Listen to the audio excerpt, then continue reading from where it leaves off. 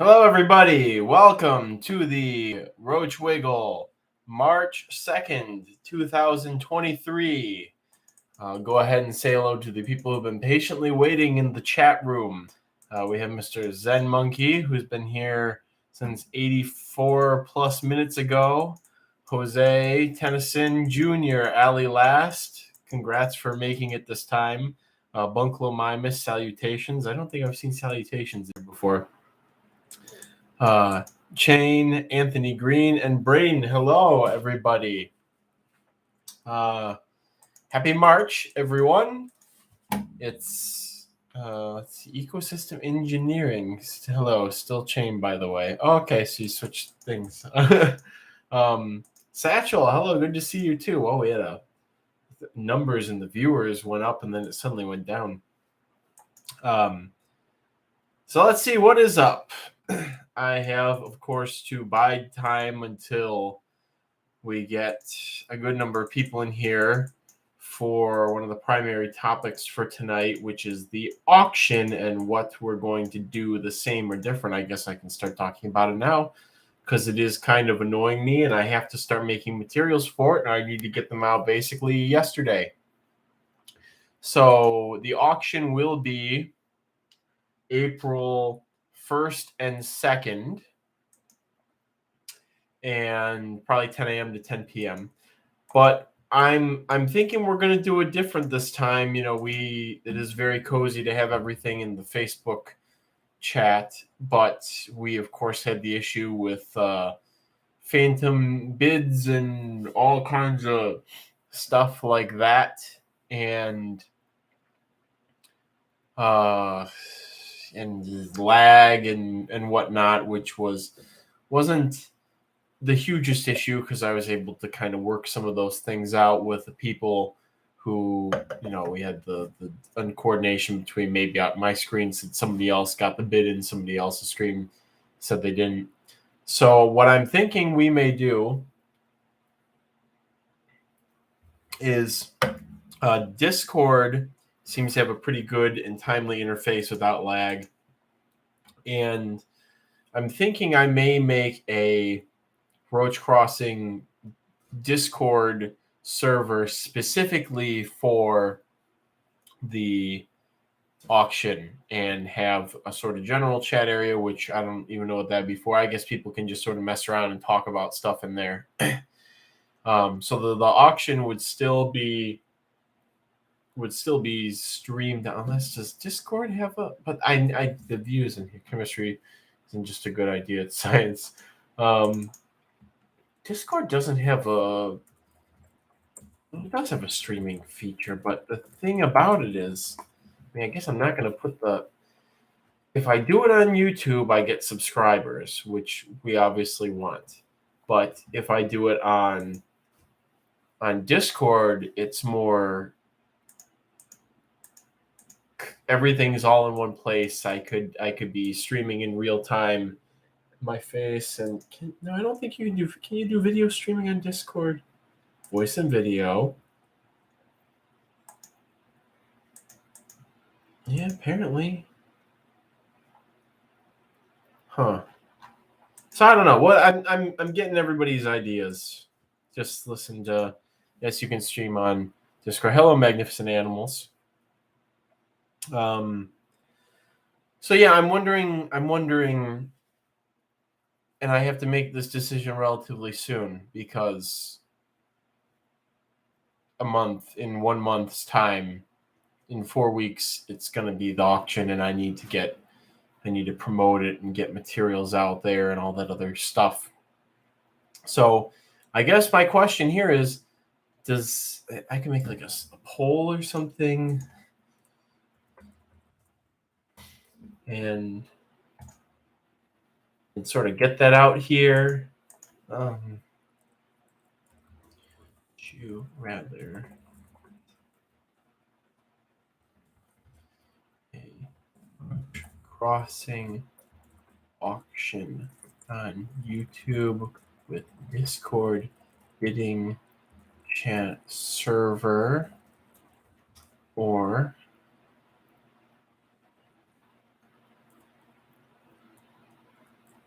10.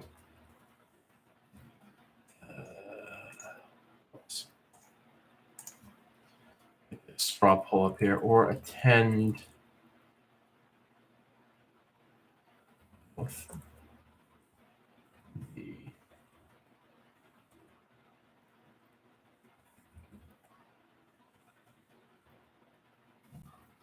I don't like how this interface is for this thing.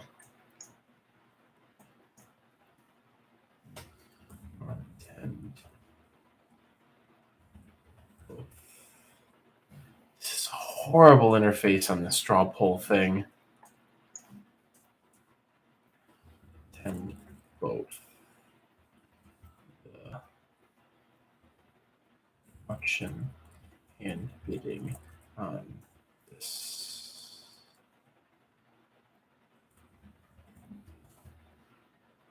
Horrible. You can't even like go back and correct your stuff here. Option 1, YouTube with Discord bidding and stream on Discord. All right, let's see how this goes. Link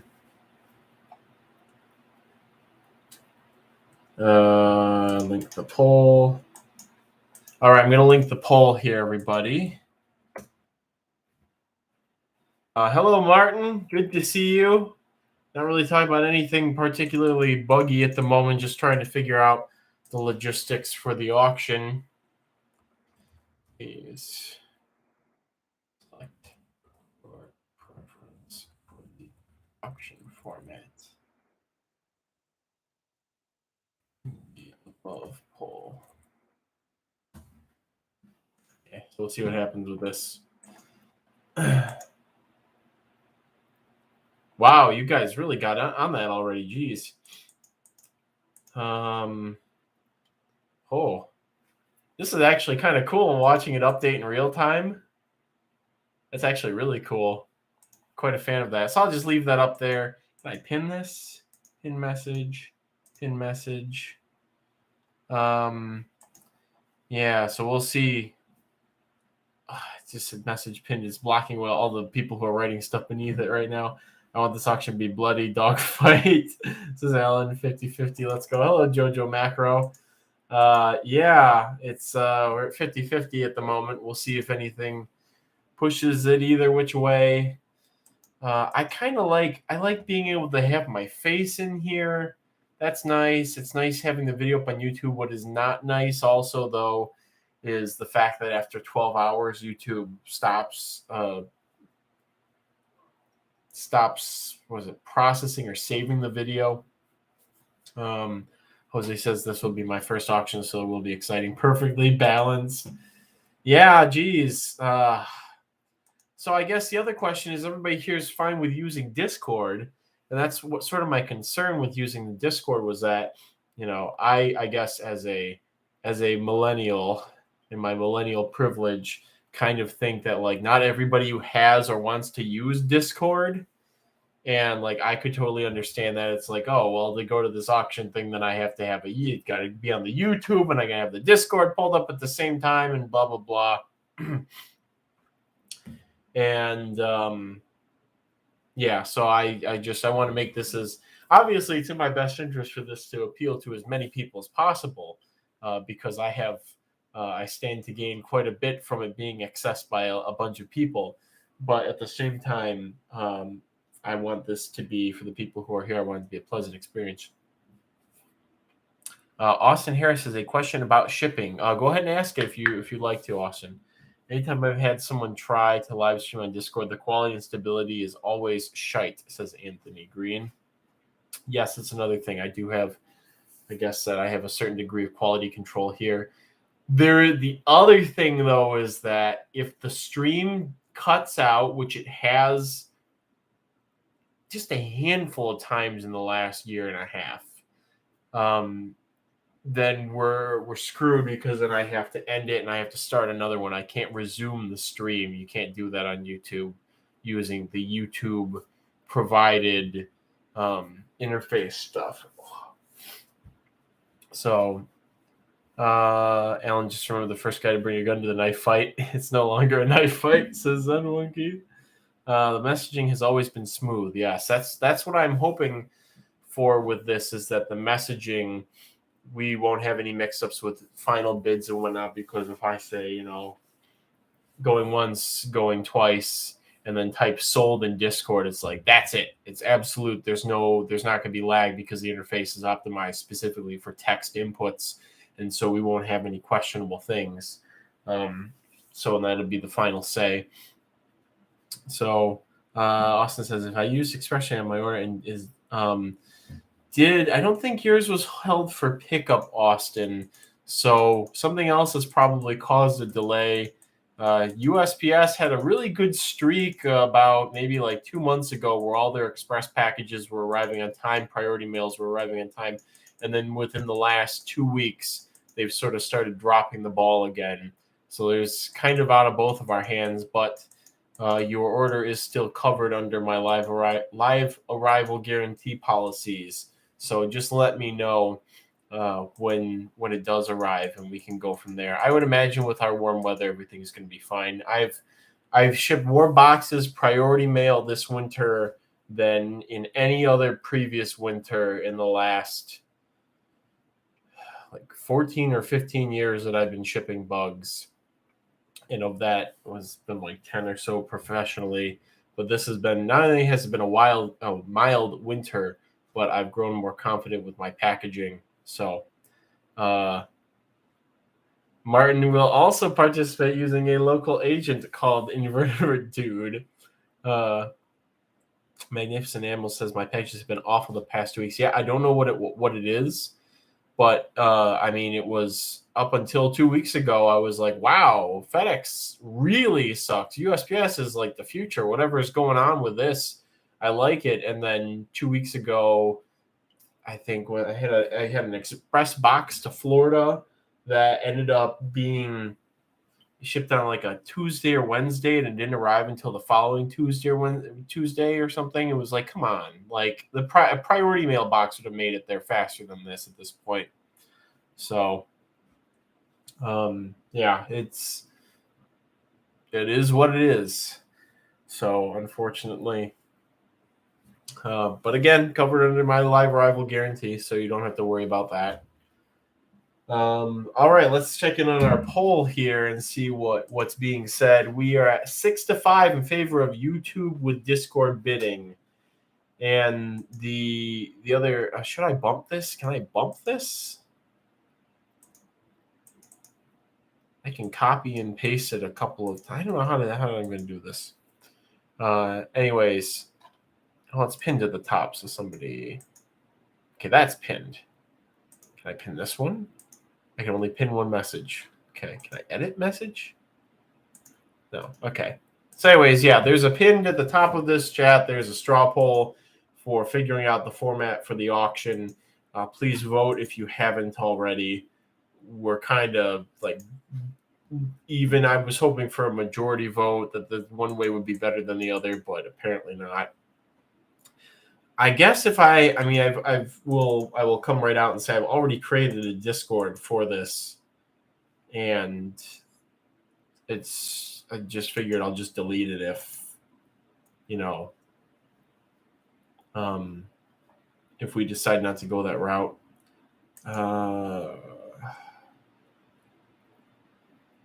Your link expires in 7 days. I'm gonna have to update the Discord links on the homepage or something. Yeah, this seems like it's going to be more involved, but that's fine. If you do giveaways, you should say whether the roar is predator or not. So everyone has feeders. We haven't done a giveaway in a while.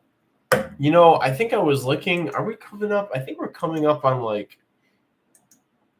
No, it wasn't the 100th stream. I do have to do a giveaway again. We'll probably do one before the Alabama trip. I'll figure out something to give away.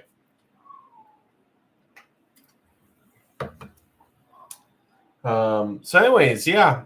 So past week hasn't been too eventful, other than status quo, shipping, etc. I guess there has been one thing developing that I wanted to talk about bug related wise, but I wanted to get the Discord thing in the sphere of discussion.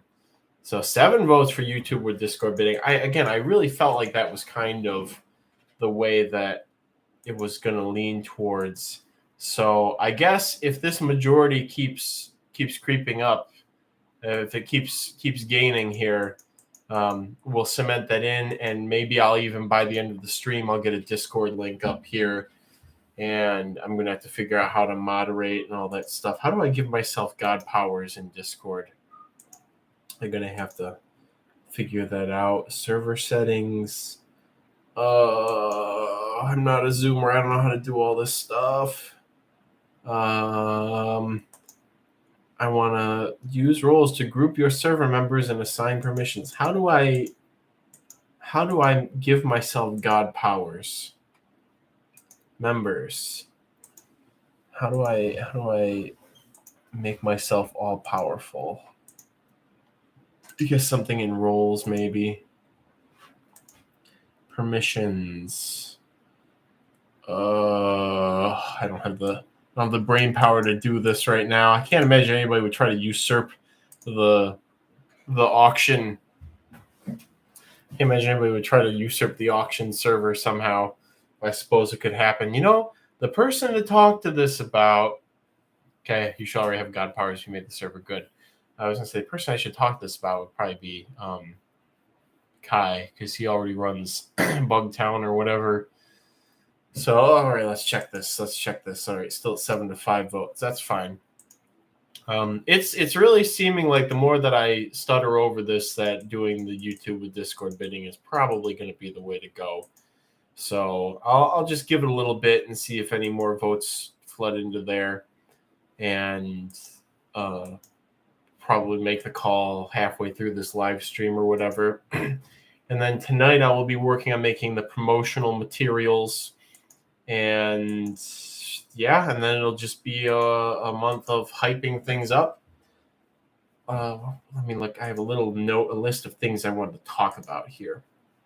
So, as I've said before, the Saturday will be standard option, just Roach Crossing for Roach Crossing's sake auction.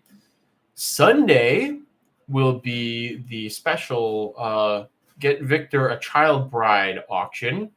And I have some very good news about Victor's child bride. There is a litter of Gomper puppies confirmed in Georgia from unrelated dogs.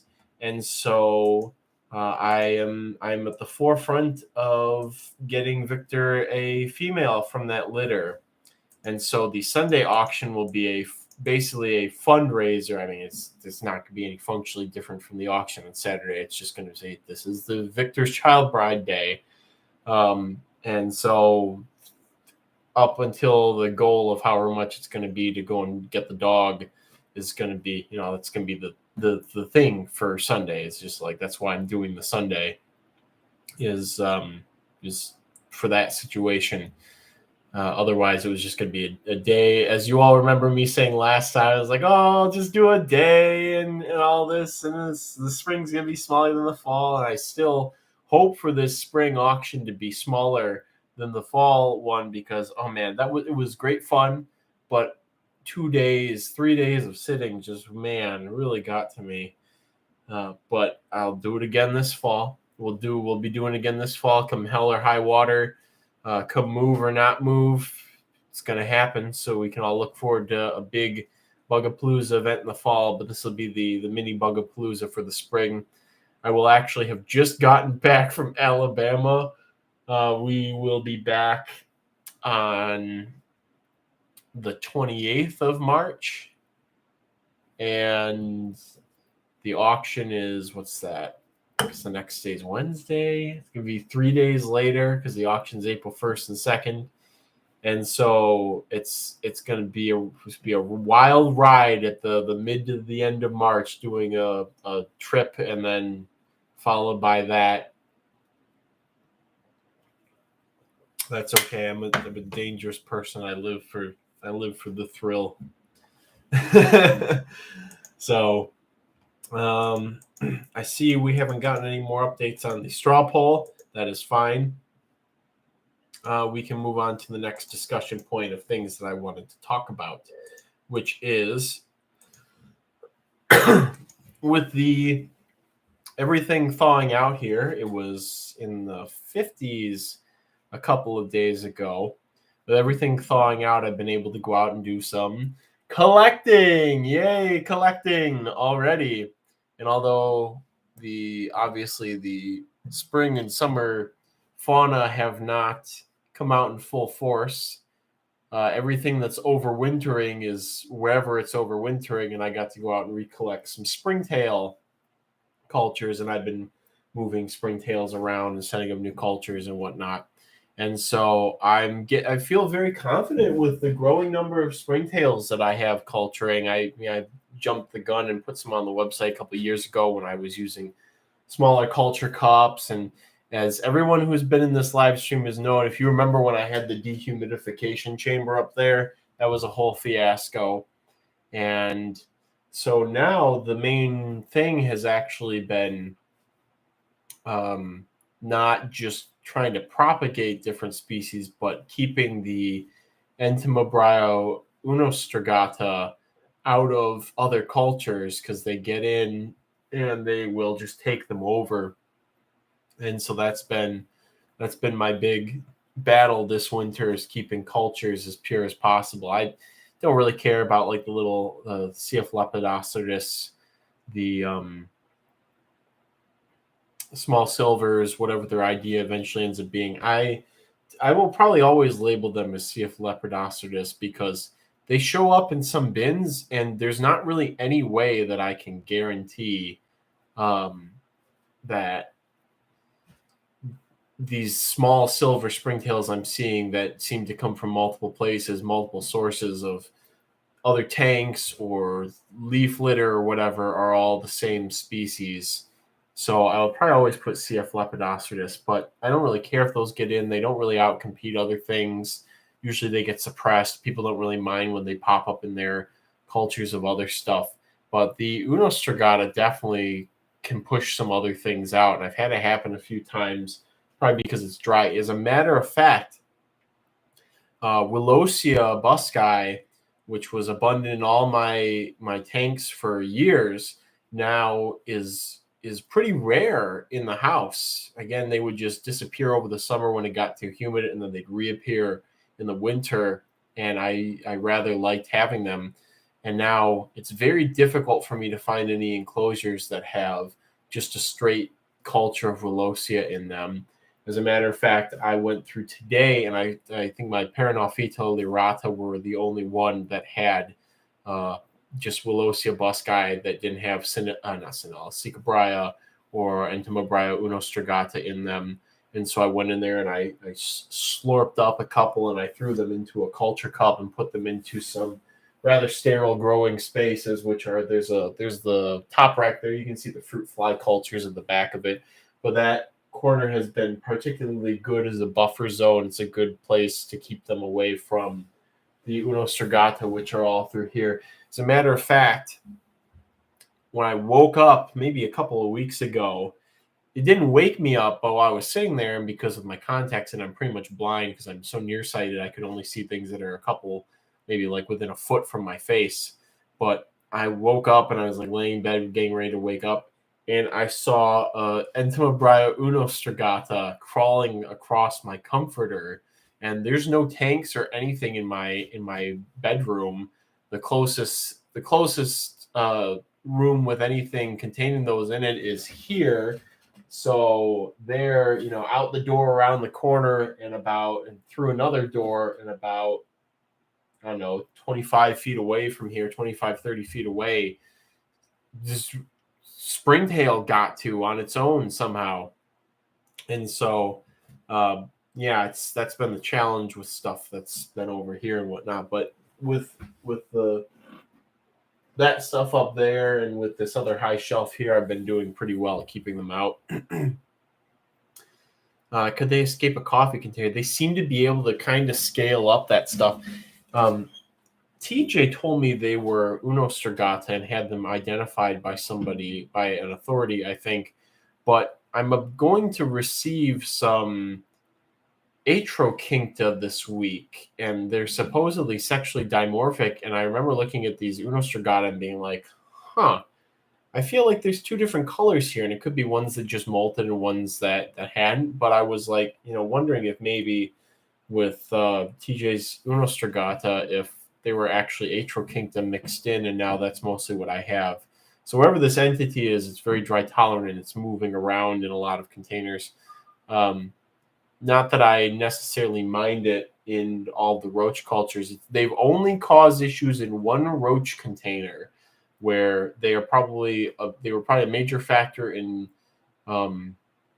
causing my Eulastoblata species Ocala to die off, because they were so many springtails. They were basically shredding the fish flakes and making it so that the newborn Eulastoblata couldn't eat them by turning into this powder. And I really think that's what did the culturing. But all the other species I have here, larger, more vigorous cultures of roaches, don't seem to be affected by them. So that's good. I'll go back up here and read some of the comments. Where do I send payment? Allie, you can send payment to the roachcrossing@gmail.com email through PayPal for your order. Ecosystem Engineering says, oh, yeah, and keeping mites out of globular cultures, they will eat them. I put the roach no crossing jelly on the outside. Oh, that's an interesting use for it. I actually have not, whatever these Stratiolaps-ish mites are that have been going around some of the cultures this winter, they've actually been ignoring the springtails and have been going strictly for the grain mites. And I have moved them between a lot of cultures this winter to get rid of some grain mite problems that popped up, especially with the Aranavega.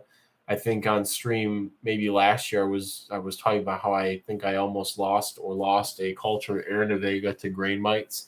And now this year I don't have to fret about, I have to sterilize everything and pull them all out and do this and whatever.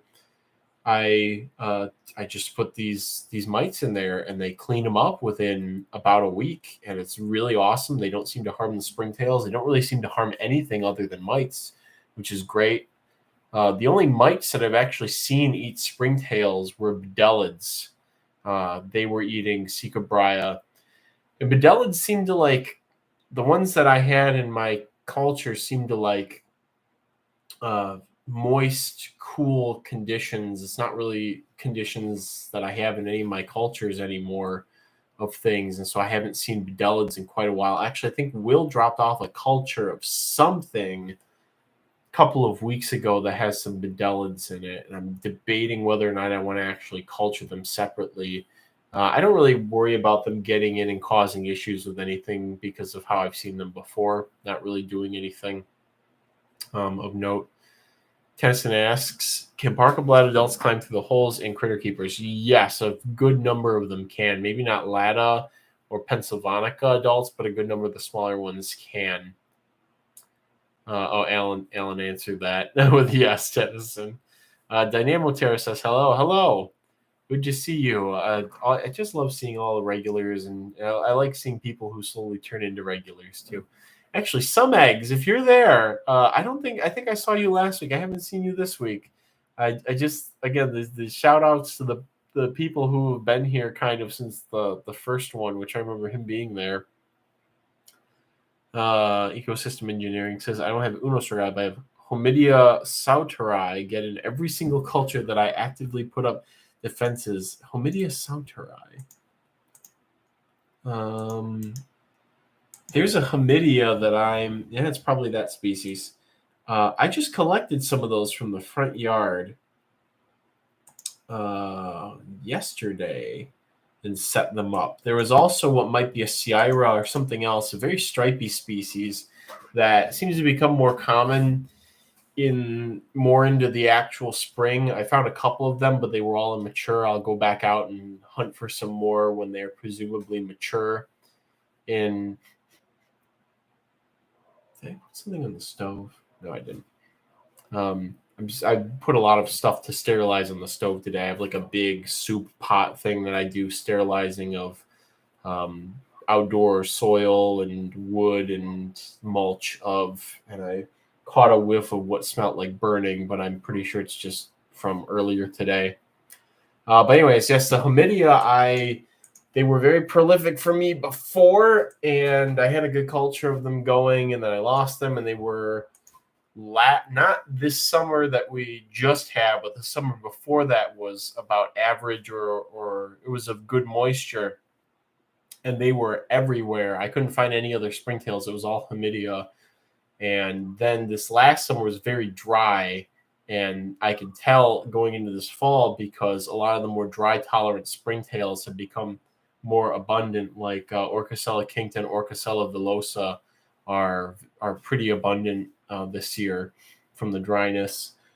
So, but anyways, yeah, I did collect the Hamidia. I collected the stripy species. I think it might be a Sierra or something like that. Ideate eventually if it gets culturing. I went out looking for Lepidostris paradoxus to restart like a week ago on a warm day, but it was so windy, and the spot where I go for them, like a bunch of people apparently decided that they don't want to, like somebody has their dog like poop there, and then a bunch of other people walking their dog are just like, oh, well, I might as well let my dog poop here and not clean up after it. And so there's just a bunch of dog poop there, and I put my hand in some ancient dog poop while I was collecting them, and then I was done after that. I was like, yeah, I'm done here. I wasn't really finding any of them. It was still pretty cold outside. It was really, really windy, and I was like, this isn't worth it. I'll just come back in like a month. So but those ones have been a little bit trickier. I did manage to get like 2 or 3 of them. They're now in just the cup that I threw the Hamidia into. I didn't want to sterilize a new cup just for the Hamidia and those stripy ones from my front yard. So I just threw them in the Lepidostris cup. But I did find Orchicella villosa. I did find them. It was at that place that I was just talking about, but more often to the woods area. And I did find villosa, and I caught enough to send off to somebody and enough to get a culture going for myself. And so those will be available again very soon. What else have I found? Orchicella cincta are doing well. Another situation where I was like, I don't want to start a second culture for this. And so in my yard, I usually find Orchicella cincta and what I think is Isotoma delta. They're in the same place, but the Isotoma are usually only come out in cool weather, I found, and they like more moisture. And the Orchicella cincta are pretty much year round, but they like drier conditions. And so they'll both be in the same place. They'll be, I can find them all both together, but basically the leaf litter accumulation that's closer to the foundation of the house is where I'll find the Orchicella, and they'll bleed out of there into the more moist areas. And then just beyond where the little overhang from the roof stops the rain and snow from accumulating close to the foundation, and where it's all regular soil moisture, it's where the Isotoma will be. And so I collected both those at the same time, put them in the same setup, did half moist, half dry, feeding fish flakes, all sterilized material, so there's no flower pot fungus, there's no entomobria, etc. in there. And they're doing very well. I think I shipped out some cincta earlier this week. I haven't put the Isotoma up. There's a lot of site updates that are coming in April. It'll happen eventually after everything else happens. But what else? Well, so there's a couple other species I'm going to talk about, but I'll hit up the chat really quick. Ecosystem engineering. Send mites. I have the fast red ones that will even eat really small roach nymphs like Balta. Wow, I wonder what those are. I think there's a hypopus of orobatid mites that can cause issues. And I've had those pop up in hissers a handful of times. They're not the hisser mite commensals, but an actual I think it's an orobatid hypopus. Ali Lass asks, what substrate do you have Euchinara aphororoides on? It's just coconut fiber. Again, I sterilize it, and it's slowly becoming just a sort of a gunk. Have I shown off the aphororoides on here before?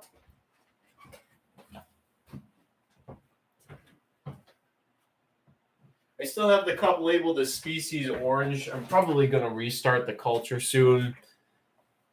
I don't know. Maybe I'll put it in a bigger container. I'm not sure. Again, the problem with the bigger cup containers is that there's more opportunities for things to invade them. These are pretty manageably sized to keep things in and keep things out. So, but you can see there's an accumulation of them over here. Put it up nice and close. I feel like I did this once before.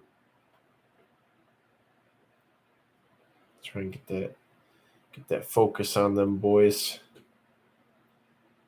There we go. Beautiful. I think those are some Fulsomia Canada in there. Not my fault. They came to me with those in there. And if I split the culture, obviously I'm going to try and keep the Fulsomia out, but they're not really causing any problems. So, but yes, these are Euchinara aphororoides, the orange springtails. This is the enclosure. It's gross. It's disgusting. I got bold with the feeding and whatnot last time, and I decided, hey, let's put a whole like apple piece in here and see what they do. And they're actually all accumulating underneath it. Well, here's a good accumulation there. So I really like these. I can't believe I messed up with them first when I tried to overthink them. It's just like, no, they're just like a Fulsomia or something like that. They're very easy to keep. So, oh, I also hurt my back over the weekend, my upper back, which sucks. And I feel like I hurt my lower back too. So it's the perfect recipe for being miserable. Yeah, for big, they're like 4 millimeters. You can get Fulsomia to this size too on charcoal.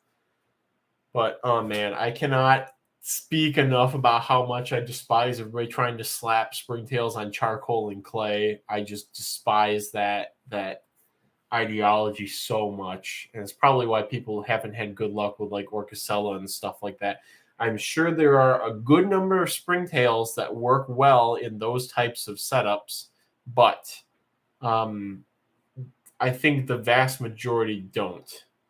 And if they do, you have to kind of finagle it. Like I used to keep Secabria on charcoal, and they did okay, but they never produced into the hundreds of thousands like they do on any other organic substrate. Dynamoterra, I found some interesting springtails in my dorm sink drain. That is a good thing to try and culture. You should try and culture those. Braden asks, how much bigger body are the Orcacella villosa than Tomasaurus? We'll see if any of them will actually show up on the thing here. If there's maybe only 20 in this container.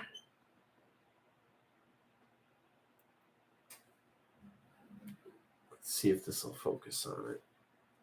You might. Oh, there's one. Okay, I'm gonna try and there's a Orcacella villosa between those two, the reflection lines. There we go. See if it'll focus on that. Being very patient, not me, the springtail. There we go. Villosa, probably the largest easy to breed springtail. I think I lost my colony of Pogonognathalis elongatus. TJ said they need a diapause. I'm a bit skeptical of that, and I think something else happened. But, until I have a definitive, yes, this is what I did wrong, then I guess I'm more inclined to believe what TJ said. However, these are all more northern springtails, and they don't require diapause. So, yeah, I'm not sure, but you can see it there in between the lines. They are very large, very hairy. Let me pull up a ruler so I can figure out what the max size is with the antennae. Also, a friendly reminder, if anybody's watching and you haven't already, there is a pinned message about a straw poll to determine the format for the next Roach Crossing auction. So please, if you haven't voted on that already, please do. Why do I feel like this is not an accurate ruler? Maybe it is. Is that really a foot? Ruler on screen. Let's try another one with an eye ruler. Crap. Ruler.digital. Okay, this one looks accurate.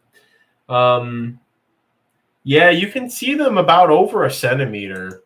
They are huge.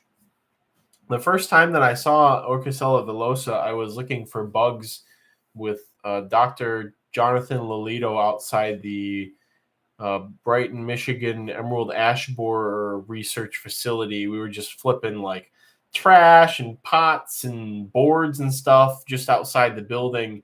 And I remember I flipped a board, I was looking underneath it, and then both of us saw the huge springtail on the underside of the board. And he was like, wow. We're like, that's a huge spring. He's like, yeah, I know, right? So that was my first experience with them. And then I, of course, found them again later. But I think Orchicella, Quincta, and villosa, the hairs trap moisture, create an insulating layer close to the body, which allows them to thrive in the drier habitats that they seem to prefer than other springtails. What's the logic behind the charcoal/clay? It makes it theoretically easier for you to harvest them, I guess. It makes it more appealing to newbies who want to propagate things. If you just say you just throw it on this clay and you keep it moist and you feed it yeast and it lives forever, without going into like the subtleties of like, oh yeah, you can propagate them for a long time, but you still have to do this, and when this happens you do this. It makes them more approachable. There's the whole fanaticism over isopods and detritivores and bioactive stuff in the last year specifically seems to have gone through the roof. The fact that PetSmart and Petco and Pet Supplies Plus are all carrying bioactive stuff, and a lot of their sales have shifted from traditional enclosure things to bioactive things. People, they're selling plants, they're selling bacteria, they're selling all drainage stuff now. So it does make it more approachable, but again, and especially for people who want to have a bunch of different things, kind of like the isopods, you see all these beautiful macro photos of things you don't realize they're 2 millimeters long.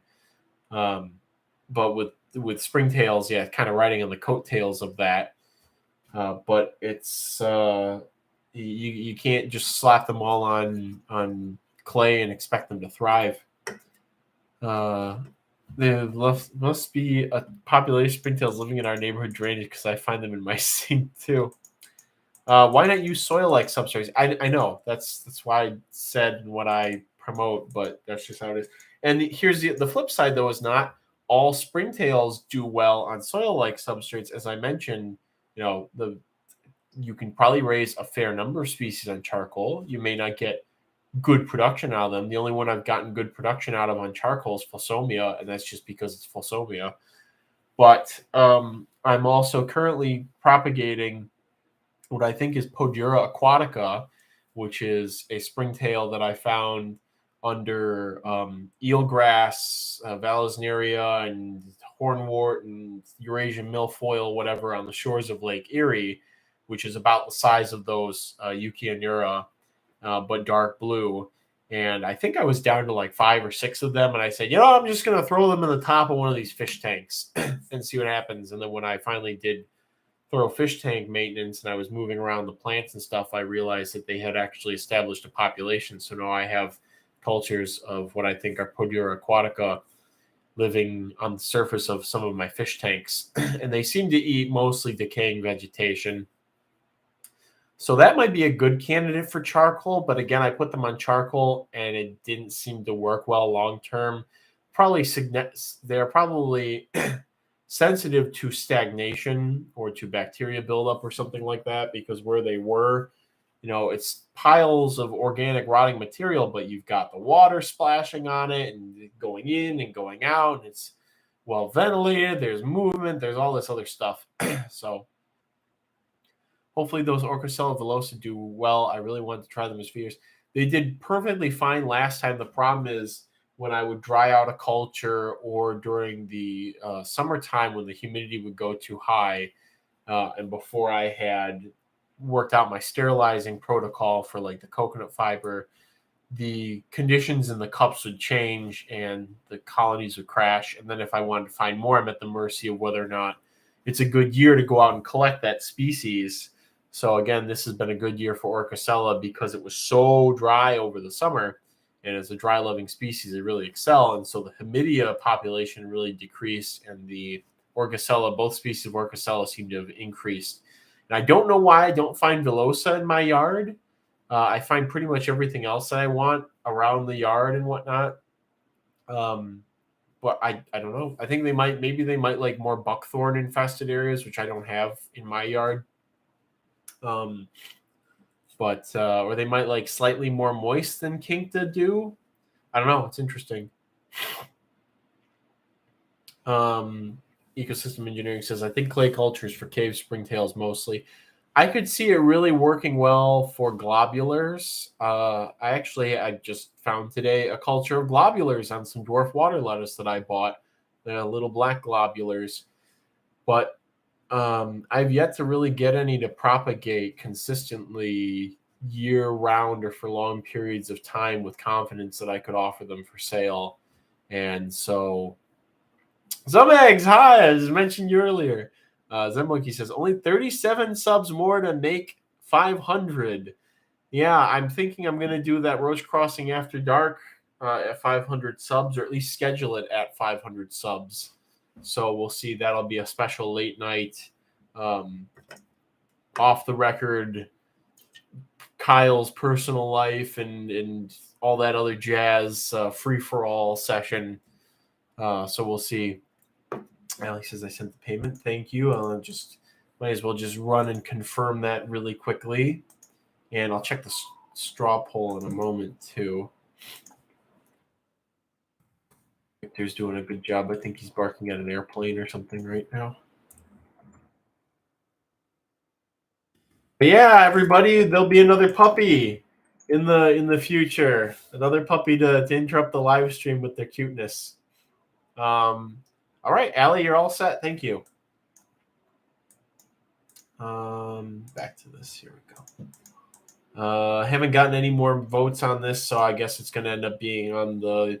I guess the auction will end up being with me auctioning stuff off on the YouTube and doing the actual bids and whatnot separately in a Discord. So I'm probably gonna go ahead and link to the Discord shortly, and maybe I'll pin that instead. Dude, it blows my mind seeing isopods at chain pet stores. I know, Satchel, it's something else. And it's so, here's the great thing. Here's one of the great things is with Nate doing the work on the isopod taxonomy. So I brought this up before. I'm not going to harp on this and go over this enough. But, there's a lot of people who are trying to do things permitted now, but they're like twinkle in their eye permitted, or like wink wink nudge nudge permitted type stuff, because they're still selling like rubber duckies and all these other completely different species, but they're listing them on the permits as varieties of Cubaris marina, which is I have no particular feelings about it other than like it seems a little subterfuge, but like they're doing what they have to, I guess. Everybody can be, every party involved in this situation can be bad at what they're doing. I guess, it's bad on people for shipping things and saying there's something else when they know that they're not. It's, I guess, bad on the government for not being more proactive or more directly engaged with this before it became such an issue that now they have to do something, and that people are getting to the point where they're doing that with this stuff. It can just be an all-around just weird, complex situation. But it's funny because the dairy cows, which have been, I really feel, along with the rubber duckies and with the magic potions, have really been poster children for the whole isopod movement, and they're getting shipped all willy-nilly as Porcellio levis.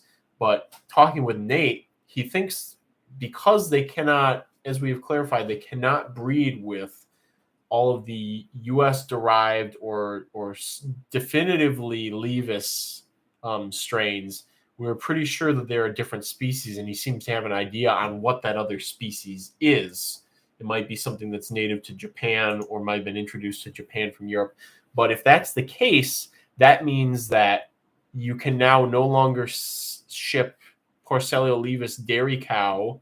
You can no longer ship dairy cows or milkbacks legally across state lines, which will instantly cause a panic, I am certain, for the commercial producers of those strains, because they're doing everything. Petco, PetSmart, blah, blah, is doing everything permitted because they've just been labeled as Levis. And that's what we've thought that they were. But apparently the ID was garbage from the beginning.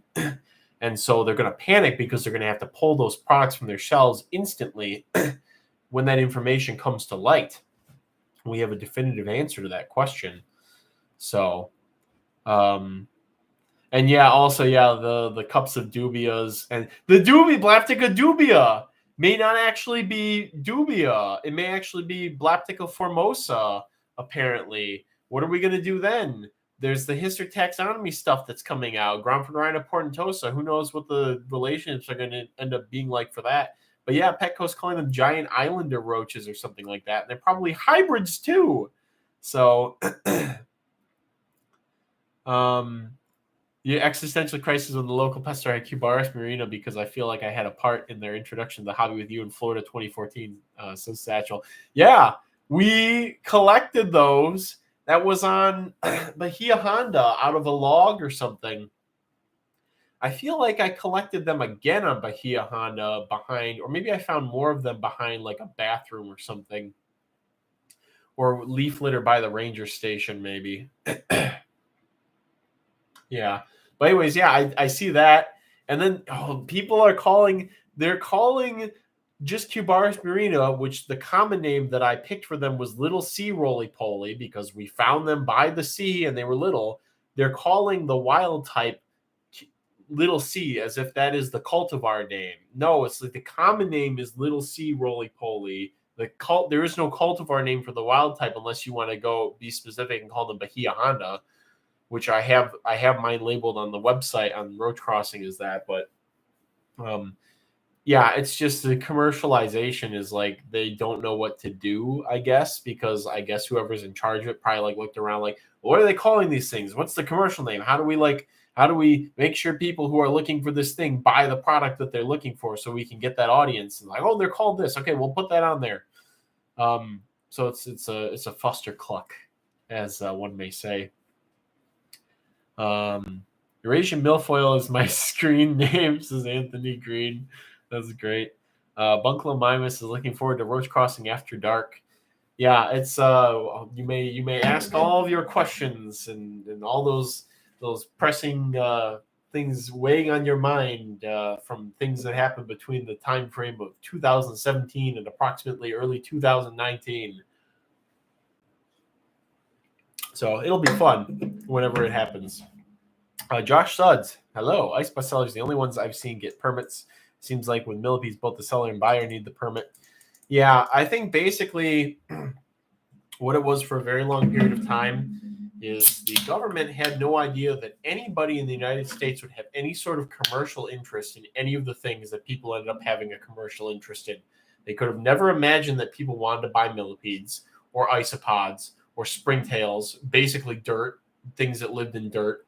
And now that the world has zoomed past that and is going full force, and that we want to keep this and we want to keep that and we want the newest of this and we want to get this from there. And now that there's dollar signs and price tags and parties that are asking for permission and can they do this, and we already did this, how do we not do it the wrong way?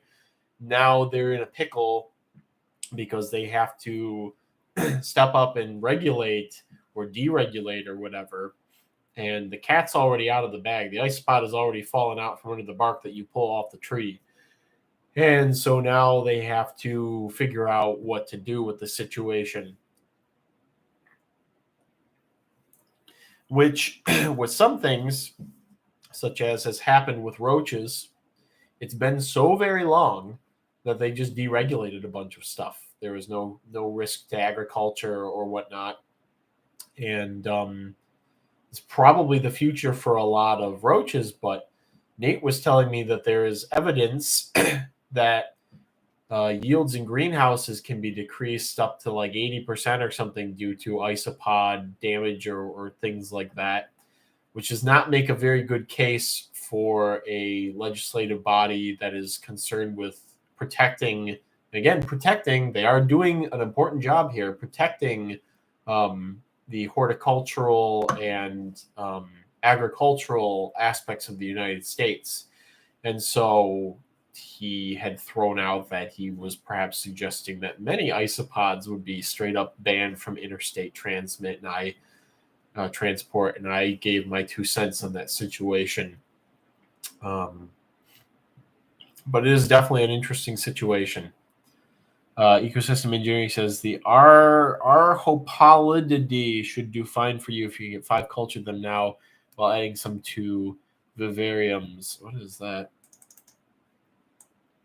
Yeah, I don't know what happened with all those millipedes coming in out of nowhere. I really have no idea what the situation with that is. There've been a number of rumors and theories and gossip that I've heard about what has happened, but giving my 2 cents, I don't think those Aegigus full-grown adults that came in were captive bred individuals. From my experience, captive breeding gigas.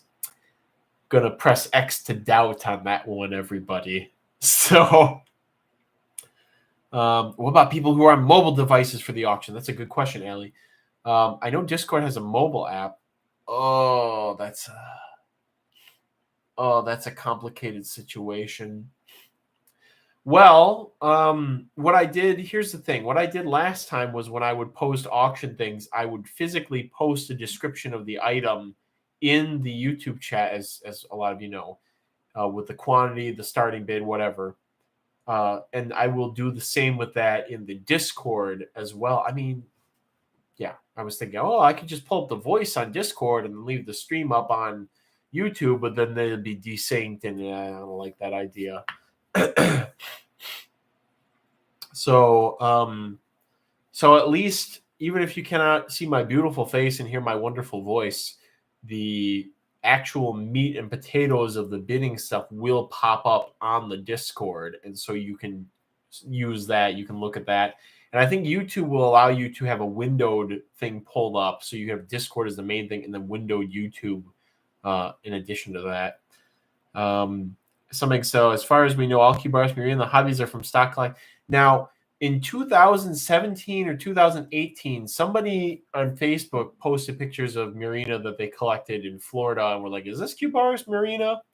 But other than that, and I don't know if that person ended up going on to becoming really big into isopods or not, and I'm sure other people have gone to Florida and collected Cubaris Marina, but other than that, yeah, all the stock would then be traceable directly to Satchel and I's efforts, just like up until a certain point. Same thing with Porcellanites prunosus.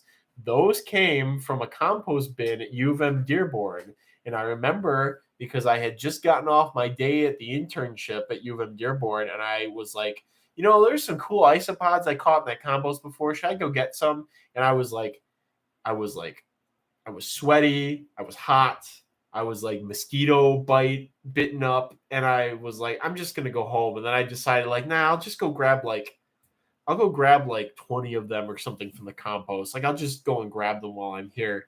And that's the population that founded all of the powder blues in culture, was that one compost bin at U of M Dearborn. Yeah, you'd be surprised how many things are just like a casual grab by somebody.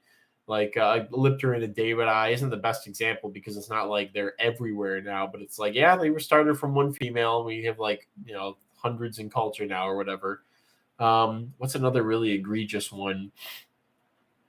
The Vulgari Magic, the True Magic Potion, that story's on the Roach Crossing page for those. Papaya had popped up in Laura from Smugbugs cultures, and I believe that she was getting ready for another child at the time. And so when I visited her back in 2018, I was like, oh, you got some interesting ones in here. And she's like, just take them and isolate them. Like, I don't have the time to do this right now. So I grabbed the ones that were in there and isolated them and got the strain, true breeding. And then her and I discussed the name. We decided on papaya because they were kind of papaya colored. And so Murina papaya originally came from her stock, but I did the isolating work for them. That was back in like 2018. So, but yes, the one of the most egregious sins, as Alan points out, is people calling Cubaris murina papaya a species papaya. That is just straight up like it's a cash grab, 100%. There's no reason that information could be lost to the ages when we have a definitive source for this thing. And I can speak as an authority literally on this thing. This is insane. So some eggs, multiple frays have been collecting and introducing C. murina since, yeah. So up until about 2018, 2019, all the murina had come from the stock that Satchel and I collected via Honda. Tennyson says, you need to get separate permits for different species. Yes, you do. And the only ones that are permitted that you are legally with permits allowed to send are all species that have been introduced to the United States. So stuff like Porcellio scaber, Porcellio spinicornis, Armadillium vulgare, Porcellio levis, Trichelopus rathkii, Cubaris murina, etc. There's a couple of other ones. Another one I think they use on USDA APHIS or whatever on the permits, they call the Porcellio spinicornis the brickwork isopod. Another common name yours truly picked out, named after the fact that I would often find them crawling out of the brickwork into my parents' house, especially during like the springtime. They like to come up. There's like a little poorly sealed gap between like the kitchen window and like the sink, and so occasionally some spinicornis will crawl up and out of there and into the sink. So, yeah. So it's crazy out there, everybody. It's a crazy world that we live in, and it's only going to get crazier, I guarantee you. But anyways, what else are you talking about? Springtails. Other springtail cultures, I can show some stuff off because when I have hundreds in a culture, I can just hold the cups up like that and you guys can look at them. So let's show off. This is one of my personal favorites because it's a drab gray species that's very easy and has very good utilitarian purpose, I feel. And this is Entomobria griseolivata. It'll focus eventually. Let's see.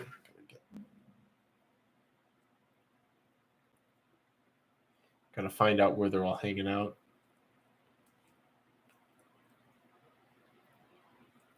Not really moving much at the moment. Gonna try and see where most of them are. You may also, astute viewers, okay, you can see a couple of them that way. I've irritated them, as you will soon see by tossing the substrate around. Observant viewers will notice that there are some hissers in here, and that is with stuff that's ant commensals or that seems to be ant commensal. I will often put a roach in with them, with the thought that the poop will kind of be like the waste that the ants make and will encourage vigor and whatnot. And that seems to be the case here. However, I don't think if I remove the hissers, I don't think that this colony would collapse. I think it's beyond that point. So, yes, this is griseolivata. Oh, there's more of them. Basically, kind of like a slightly more moisture-liking Cecabria tropical pink. And I had a culture going from individuals that I had collected in my snake vivarium, and then that culture died out. I think I had them with something else at the time. Can't really remember. But this culture has been going strong since July, so multiple generations. And these I actually found in I think it was a Lasius ant nest, along with some Cyphoderus, which I did not collect since I already have a good colony of Cyphoderus. So, but I really like this species because I usually can't find a ton of them at a time. It's usually like 3 to 5 when I do come across them. And again, you may not be able to see it very well, but I would estimate the population of this cup is somewhere in the thousands, maybe like between 1,000 and 2,000. There's quite a few. You can't really see all of them. So, but another one that's just on sterilized oh, there you can see a whole bunch of them there. Another culture that's on, come on.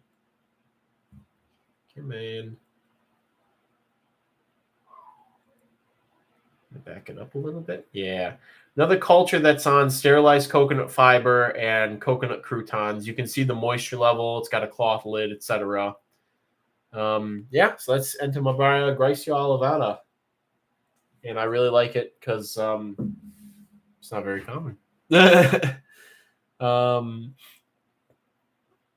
Yeah, Satchelin 2012. I wish more people were into isopods. A finger curls on the monkey's paw. Yeah, that's kind of like me with springtails. I was like, man, I wish more people were into springtails. Now there's all these people bombarding me because they want feeder springtails or they want like the flashiest, craziest ones that they saw somebody take a macro photo of from some mountaintop in Southeast Asia. And it's like, sorry, I can't. I'm not going to smuggle that for you. So Dynamoterra, I would imagine you might have Willosia buscae. They're very similar to these Graciolivata, but they're more of a shiny metallic gray blue, and they seem to have a reputation for being a domestic springtail. I don't know if these necessarily do, but you can get populations of springtails in all kinds of weird places, all kinds of different species. Ant. Hello, Ant. My roaches never seem to eat the jelly I give them. Sometimes they want it, sometimes they don't. These two male hissers have just sort of been slowly chipping away at it. Ecosystem Engineering says, if you want to culture those black globular springtails, keep them with a roach or roaches. If they're the same ones I have, they breed in my ectobiate enclosures. Yeah, I don't know if it's going to be moist enough in there for them, but quite frankly, they're doing so well in the water lettuce that I'm just sort of ready to just throw my hands up and let them do it that way.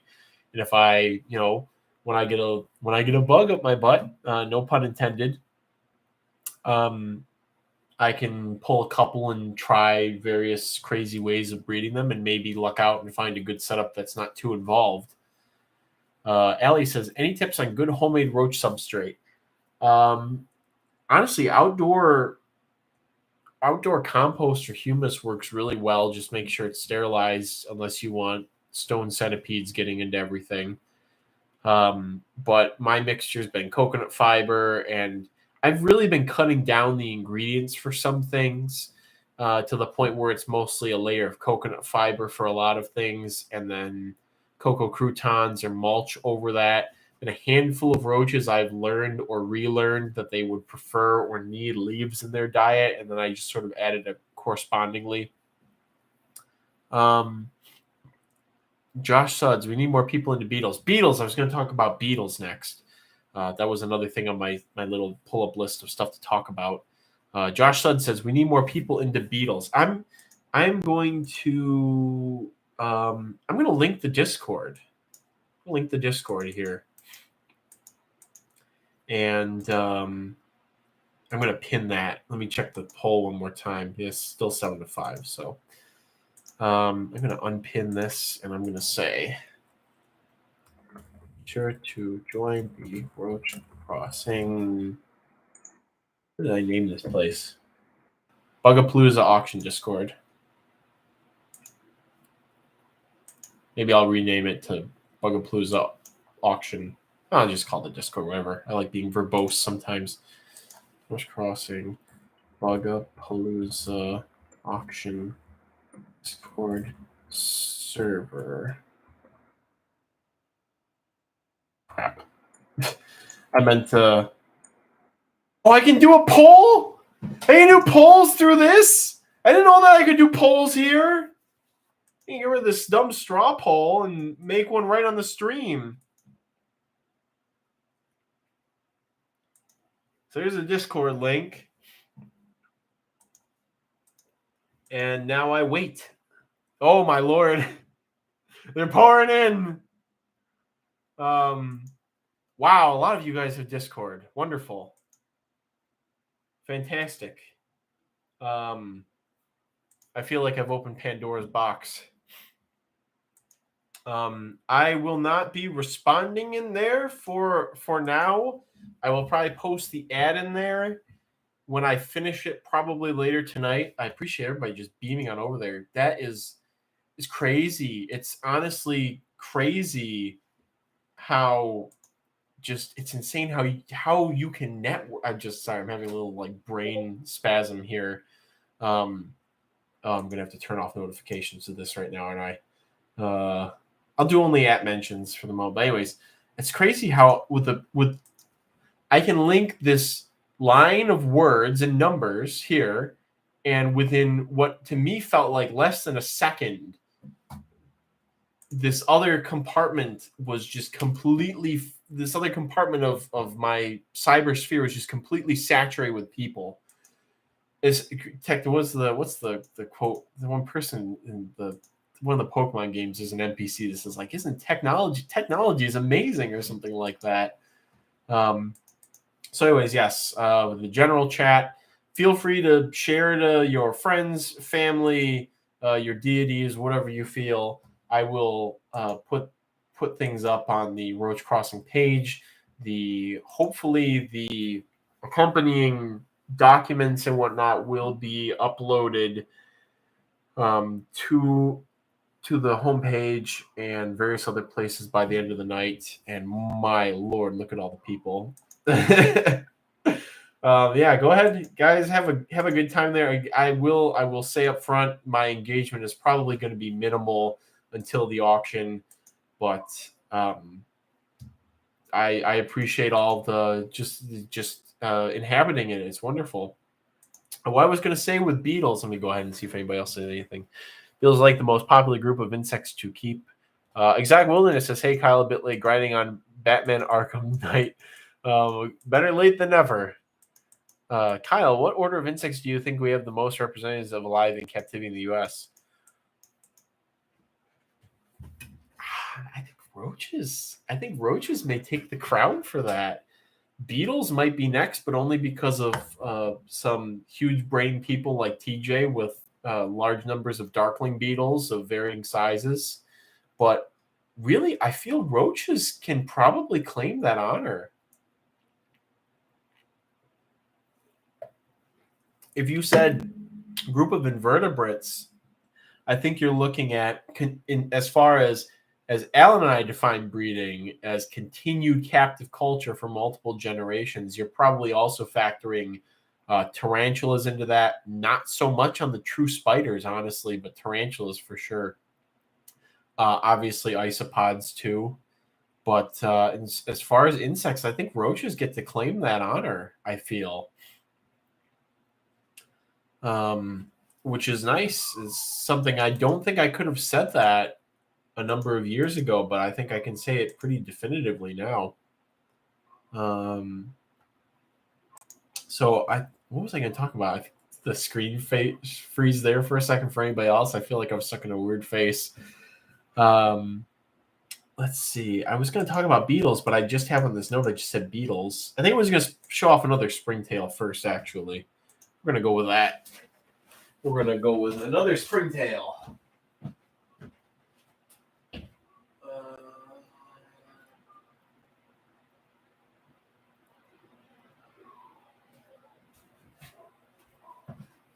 This is a very show bug heavy live stream without much like big visual bug showing. Now this, you won't be able to see the species that's in here. This is my tiny blue culture of springtails. No idea what species they are. They showed up in one of my isopod bins maybe like 2-3 months ago. And I was like, I've had tiny blues listed on the website for like maybe 8 years now, and they've been sold out most of that time. I should probably put some effort into to trying to propagate them. And so I thought, okay, maybe they want wood. So I moved some of the wood in here. I gave them some more wood with some fungus mycelium on it. They were doing so. And then I was like, all right, we're going to do a Kyle classic move. We're going to just dump a bunch of fish flakes into here and see what happens. And when I did that, they started grouping up around the fish flakes. And I think they've had a population boom doing that. But of course, what everybody's talking about, what I was actually going to show off here, is not the springtails, but would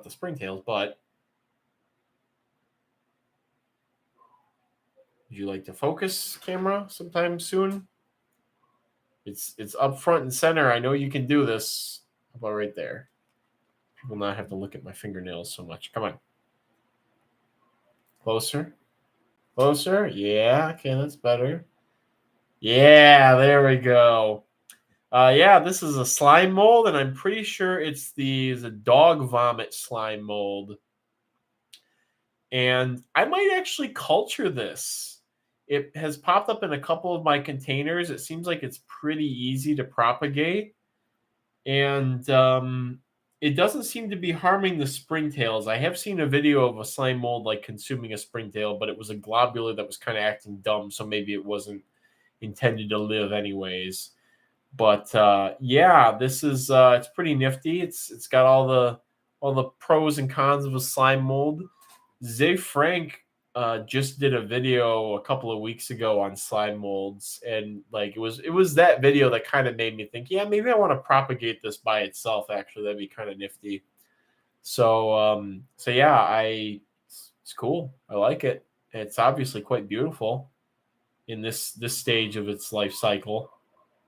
Not a big fan of the dormant phase. It's kind of looks like a milk tea powder, but it like globs up on the side of some of the tanks and is very annoying because all the spores disperse when you spray it, and I don't really appreciate that. But in this stage of its life cycle, it's pretty nifty. So yeah, I'd be way more excited about the mold culture than the springtails. A lot of people liking it. Yeah, it seems to be an easy one. I looked up its husbandry, and by that I mean I looked up the Wikipedia page for this species, or what I thought was this species, and it said that it eats wood. It might be more complicated than that. It might actually eat like fungus mycelium or something, but I'll try putting it on just wood pellets and seeing if it continues to propagate that way. So Volcabrona, that slime mold is so cool. A lot of people have been brought out of the woodwork, pun intended, to comment on this slime mold here. So yeah, if anybody wants slime mold, let me know. I'll try and propagate it and maybe put it on the website as a weird. It's not an invertebrate, but it's not like it's a protist. I think it was. It's a weird amorphous multi-nucleic individual cell miasma weird thing like that. It's the new classroom pet. Yeah, it's something. So anyways, yeah, that's the slime mold. I'm gonna look up the Latin for it really quick. Dog vomit slime mold. How to get rid of dog vomit slime mold, not what I want. Fuligo septica. That's a pretty cool Latin name, I think. Fuligo septica.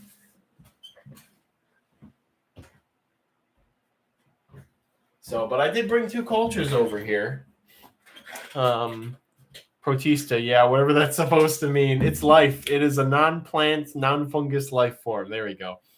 Kyle just got introduced to the Gyna genus. Love the Gyna yellow. Love the yellow Loretus so much. Has exotic wilderness. Yes, it's a very beautiful genus. I think it means Gyna means like young girl or pretty girl or something like that. I think Lurida means like ghostly girl or something like that, pale girl. Satchel says, just do the opposite of what the article on getting rid of it says. Somebody says, not to change the subject, but on your website you said that Aglauteryx gemma might be endemic to the Caribbean islands, but the original description of the species said it is widespread in the southeast, and the type is from Mobile. Yes, I should probably alter that.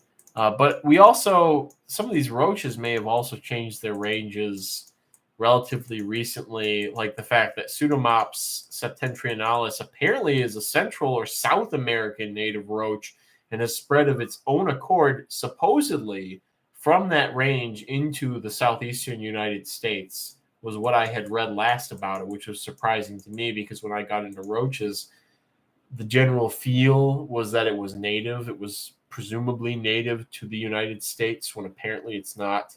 I'm not exactly sure how they determined that, but I guess that maybe the diversity for that genus is probably Central or South American. Haven't know of any other endemic roaches. I know about Arenovega floridensis. Florida endemics.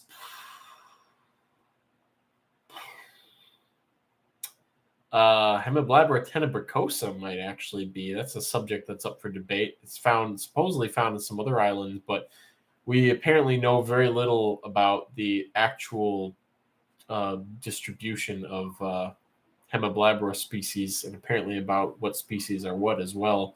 U.S. endemics, all the Parcablata are U.S. endemics. I'm pretty sure. I don't think any of them range into Mexico. Maybe Deserta, maybe not. What else? The roach that's endemic to the United States. Some of those Eulastoblata that might be undescribed or undescribed or unreported from Florida might be more U.S. endemics. The Cryptocarchus species, except for a couple that are in Asia. So Cryptocarchus, a lot of the Cryptocarchus are endemic to very small ranges in the United States. Aranavega, some of those range in Central America, but some of the Aranavega are endemic to very small areas too. Aranavega grandis canyonensis and a couple of other species found around the Grand Canyon are supposedly very restricted in range.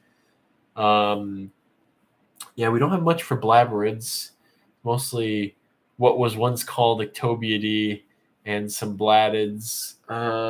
What blatids? Nyctibora? Nyctibora's not a blatid, is it? It's in its own group, I think. Or maybe just a blatid. I can't remember. I have to look that up.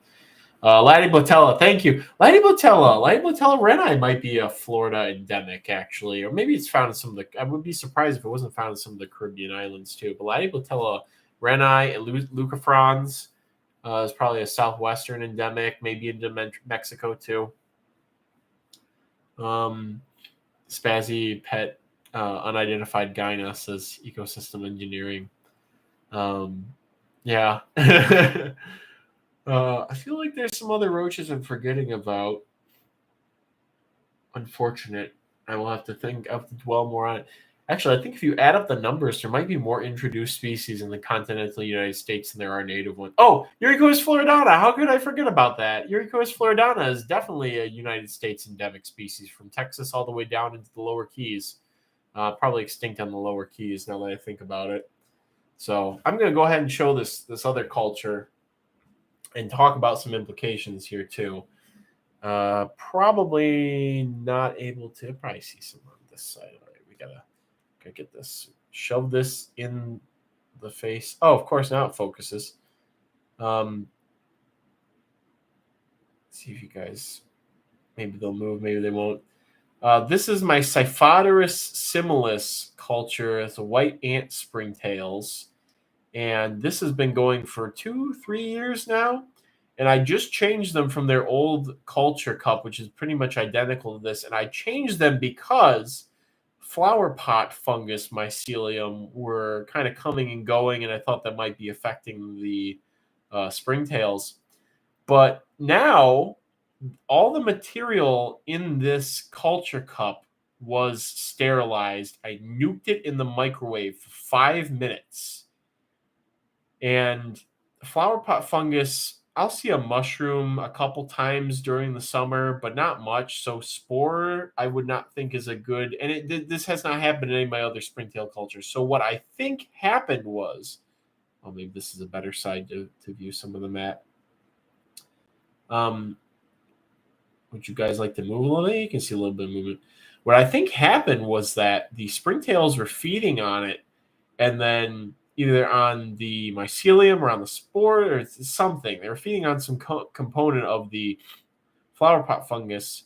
And then when I put them into the sterilized setup, they were then, passing the mycelium or whatever dormant stage of the fungus, and it was able to recolonize the container from whatever the springtails were passing through their system. So maybe it's fine long term if they're together. I'll watch this culture over the next couple of months and see how the white ants do with the flower pot fungus mycelium. Obviously, it's going to go crazy as soon as it grows throughout the substrate more. Coconut fiber seems to be its preferred thing to grow in. I'll try and get this to focus better. Focus. Pull back. Focus again. There we go. So, and if they end up doing poorly or declining on it, then I'll probably pull them and put them onto just like pure sand or sterilized topsoil or something without the coconut fiber component, so the flower pot fungus likely will not grow in it. Again, it really seems to like growing in coconut fiber. So, but yeah, they're doing well. I think I transferred 15 into here, and now there's a couple hundred, which is great. So, I love the maroon and red colors on Eurycotis floridana. Yeah, again, it's Zen Monkey. Zen Monkey can maybe pull up my list of quotes that I've said, but I think that Eurycotis floridana might be one of my favorite roaches, or in my top 3, perhaps. Wild Martin asked, do you have an idea of the percentage representation of each continent in your roach collection? I have a good number of U.S. introduced and native species. I think it leans pretty heavily.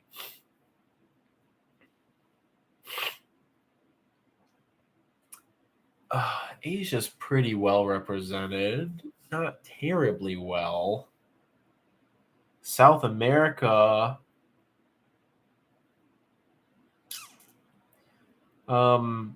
Well, I can definitely say that Europe and Australia are poorly represented. So as far as European species, we have Ectobius pallidus, we have Loboptera, Decipiens, and I don't think much more from strictly European species.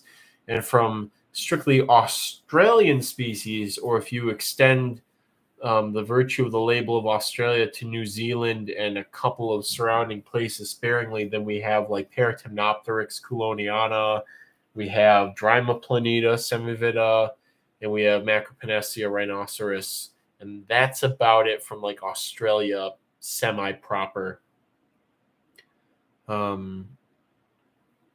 But I think other than that, Africa, we have like Derapeltis, Paraplaneta are believed to have come from Africa. All the hissers are African. Southeast Asia has good representation too. Doralea, Panesthea, and Caudelia. Paraplaneta japonica, Epistoplatia, Rhabdoblata, all that jazz. South America, all the Blabberus, Eublaberus, etc. Any votes for more dry goods for the auction? Oh yeah, there should be some dry goods, and if they're not, just bring up what you're interested in, and I can probably put it up. And Sunday is going to be. Oh, we have 30 people here. I just looked. We have 30 people, everyone. That's phenomenal. That's like unbelievable. That's insane. Thank you, everybody who's here. This is like a party now. This is great.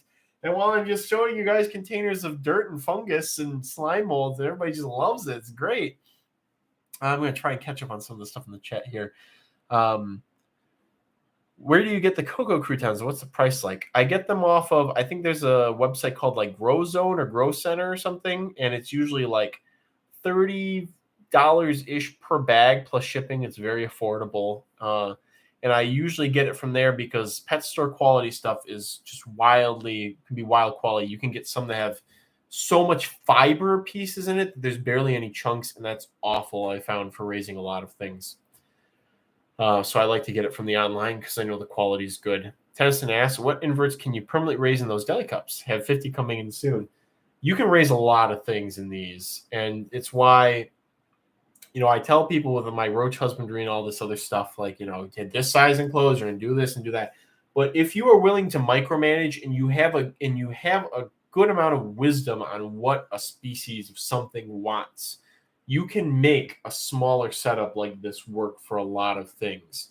Like a lot of these ectobias that I raise, you could theoretically raise in a cup like this. The only problem is that because of the size and depending on what the species need, the conditions may oscillate rapidly out of the range for what they find ideal, and then you can crash the culture, send it into a death spiral. But as you guys have seen, I pull a number of things from off of the high shelf there, a lot of these smaller springtails and some other things that I've been propagating in these cups that do very well. And I'm using them to start some stuff, like those Orchicella villosa are in one of these 32-ounce cups. They will be upgraded to an actual full-size critter keeper, as I've done with the Orchicella cincta and the Tomasaurus, though. but that's just to sort of get them going without giving them too much space. Ecosystem engineer asked about coconut fiber breaking down the or flower pot fungus breaking down the coconut fiber.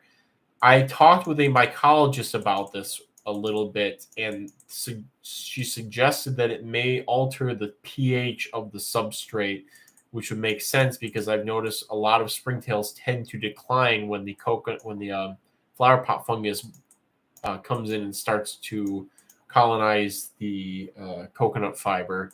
And I think that pH change or maybe something similar to that would be a good explanation for why they do that. Gavin says, hello, Gavin says, hey guys, hope everyone's well. Alan says, you can hear my Discord server. Oh man, look at all of this. This is a lot. This is a lot already, guys. It has me excited though. You guys have me, I don't want to throw a bot in here to say hi to everybody, but hi everybody. I'll just do an add everyone really quick.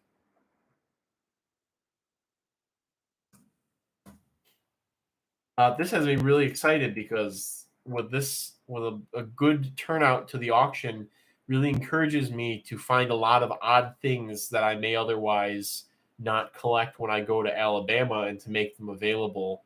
One of those things that, and this happens all the time, all kinds of stuff, especially I found more and more over the years with Will. Alan was the original king of doing this, but Will taking it kind of the next step because Will collects things, doesn't tell anyone about it, propagates them, and then just sort of brings it up casually that he has a huge culture of them going and be like, what? So one of the things that Will found in Alabama last year was a symphylan, which are those little relatives of centipedes and millipedes that live in the soil. I've tried to raise a couple of symphylans over the years. I had some from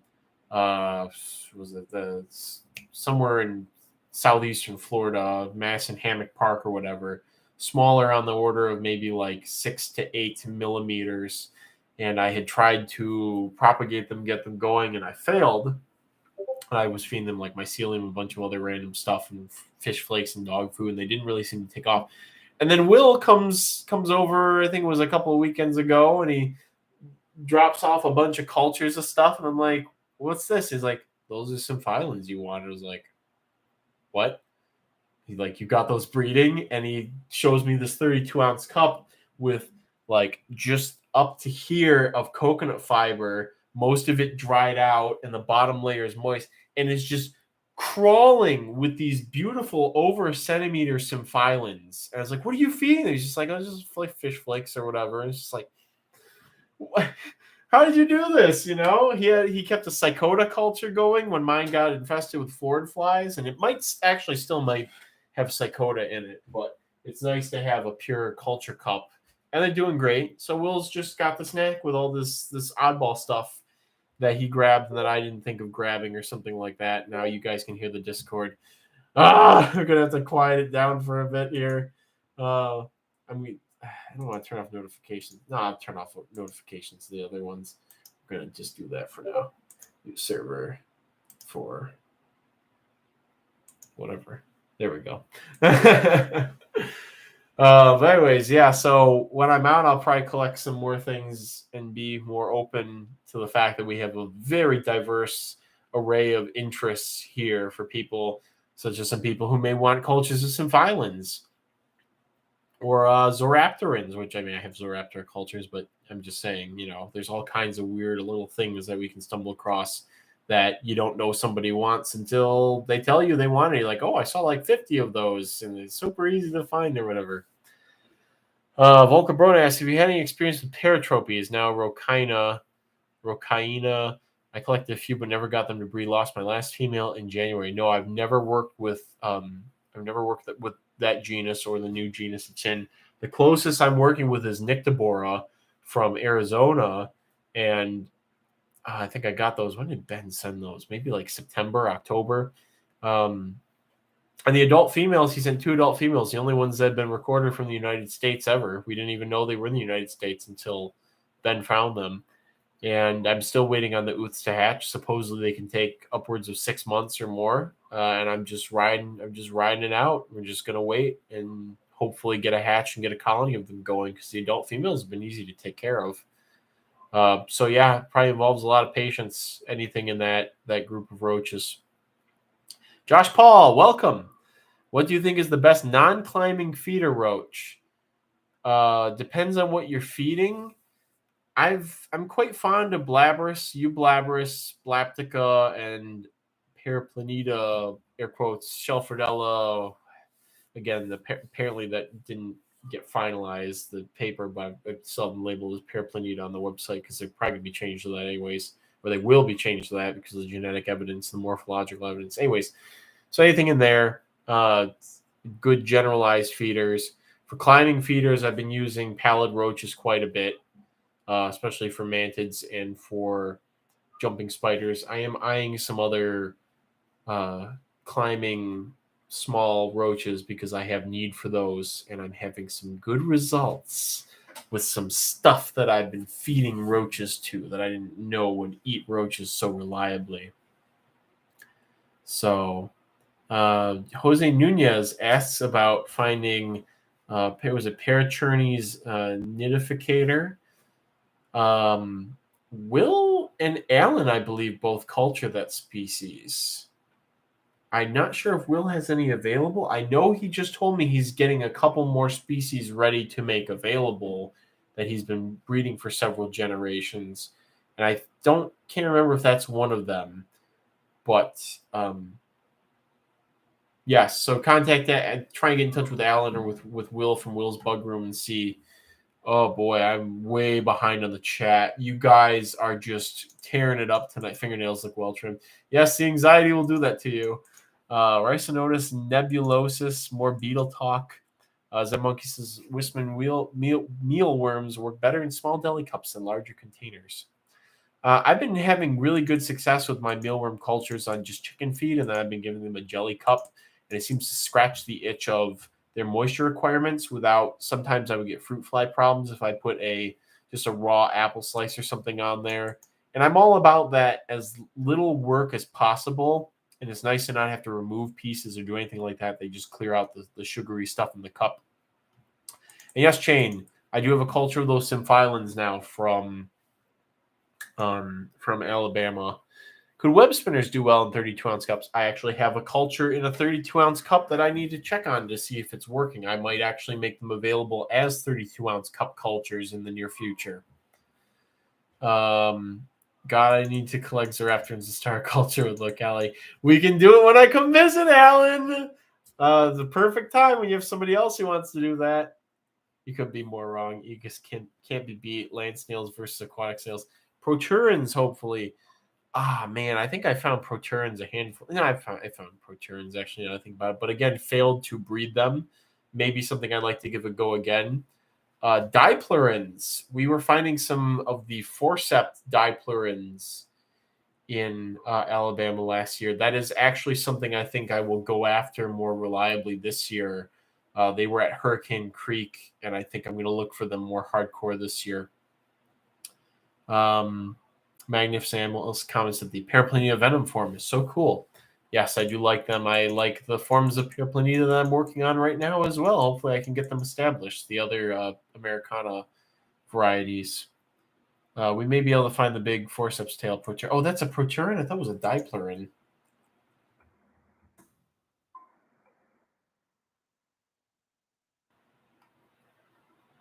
I don't think I've ever seen actual proturans. They're cool. Yeah, I think it's diplurans, that forcept diplurans. I don't think I've ever found the forcept ones in Michigan. I have found these ones with the wispier tails pretty reliably at a couple of places. I don't have any record of E. floridana as a favorite, except that the big torch key is clearly your favorite of the species. We're going to see how the Elliott keys do over time, because they're big and they hiss as we explored in a previous live stream. They're a reliably hissing variety of them, and I think the female's cranked out 5 or 6 ooths now. I'm feeling pretty confident that they're going to be all right. Everything's going to be fine. Nature Man 494. Oh, hey, is it Will? Is that you, Will? It's been a while since I've seen your screen name. I think that's Will. So pester that guy if it is Will for pseudoscorpions. I've bred the ones with pincer kerky, but they don't breed very well, but I haven't actually tried. Some of the diploid get pretty big. I have a specimen that's almost the size of a Uberelli and Eulipes adult. That's pretty crazy. That's like the size of the ones that I was finding at Hurricane Creek. Stream time check, says some eggs. Hour and 40 minutes, but we've got 26 people, and we got a bunch of people in the Discord already. We've got 21 people who are just ready for the auction as is. I do have to tear myself away from this to go and work on the promotional material. Then I have to bribe Kai to start spamming it everywhere for me. But yeah, awesome stream, guys. This is our first weekly general live stream to hit 30 viewers. I'm pretty sure 30 coinciding viewers. Show me your pseudo scorpion ways. I have heard good things about you. I think that's Will. Let me double check, because if it's not Will, I'm going to feel bad for telling everybody to dogpile on him. We were at 30 viewers, maybe like whenever I had my little freak out about it.